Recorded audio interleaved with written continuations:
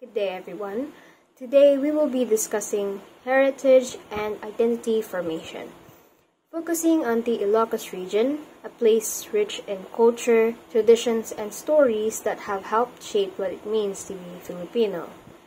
When we talk about heritage, we often think of old houses or artifacts, but there's so much more behind it. It's about the people, their beliefs, and the way they continue to live their culture every day.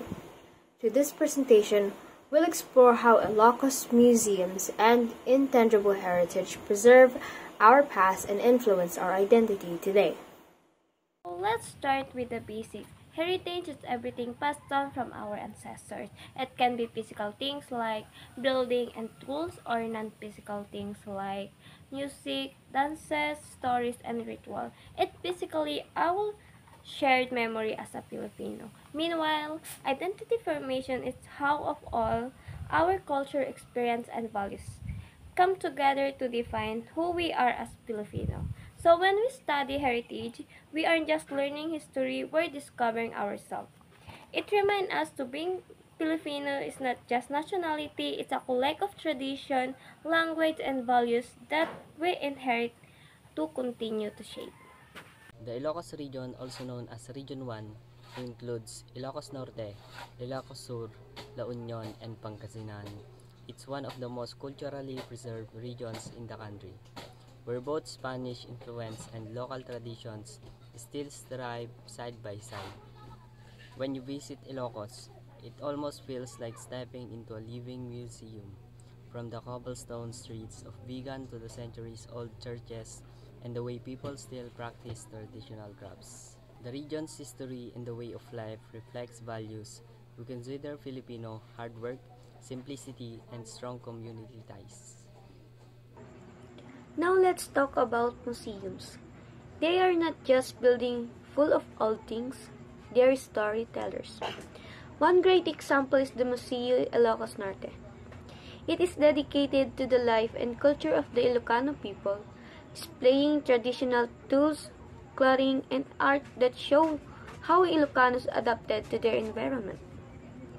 It tells us about their farming life, their craftsmanship, and their strong sense of practicality and creativity. Another one in the Sikia Mansion Museum in Vigan.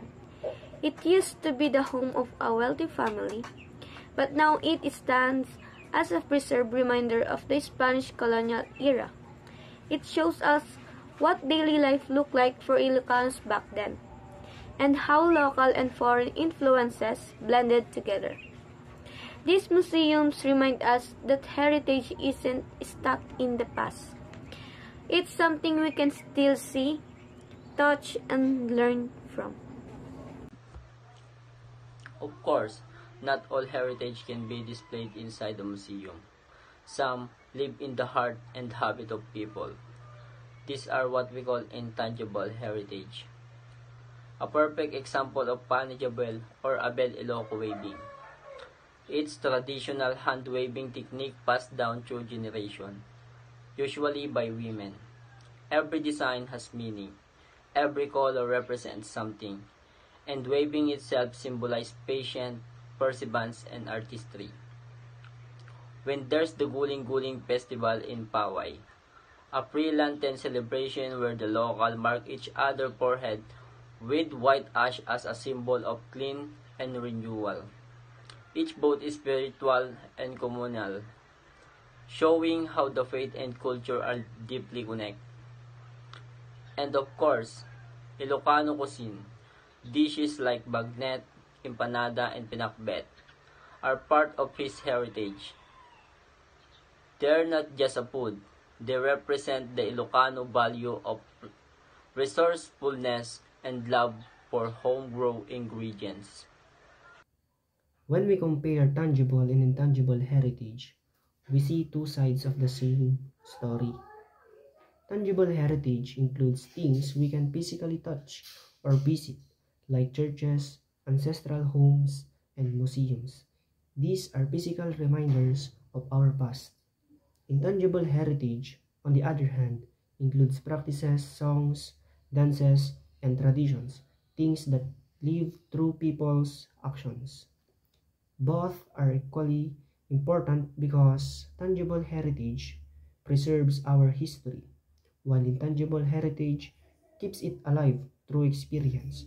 Without one or the other, our identity would feel incomplete. So how do all this connect to our Filipino identity? Heritage gives us something to be proud of, a sense of belonging and purpose. The Ilocano values of resilience, creativity, and faith reflect traits that Filipino everywhere can relate to. When we have a bell fabric celebrate guling-guling or visit old museum where are just repeating all customs and continuing not something fixed but something constantly shape our history and culture. Museums play a huge role in preserving and teaching heritage. They act as memory keepers. They collect, protect, and share stories that might otherwise be forgotten. Through exhibits, they educate people about the struggles, successes, and everyday lives of our ancestors. They bridge the gap between tradition and modern society, helping the younger generations understand where we came from and why our culture matters. In the case of Ilocos, museums are not just tourist attractions. They're living classrooms that reminds us to value and preserve our identity. One of the best thing about Ilocano heritage is how it stay relevant today. Modern designer now it use a bit of fabric in fashion and accessories. Festival attract both local and tourists, turning culture into opportunity for economic growth.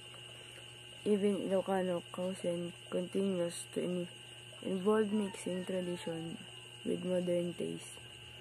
This shows that heritage is not something we should lock away. It's something that can grow and inspire creativity. It connects the past and present, proving that our traditions still have a place in, in today's world. To sum it all up, the Ilocos region stands as a powerful example of heritage, shapes Filipinos' identity through its museums, tradition, and intangible practices, keeps our connection to history strong while inspiring pride and creativity in the present. Heritage is not about just remembering the past, it's about using the memory to define who we are and who we want to become as a people. By celebrating our heritage, we're just not preserving culture, we're just strengthening our identity as a Filipino. Thank you.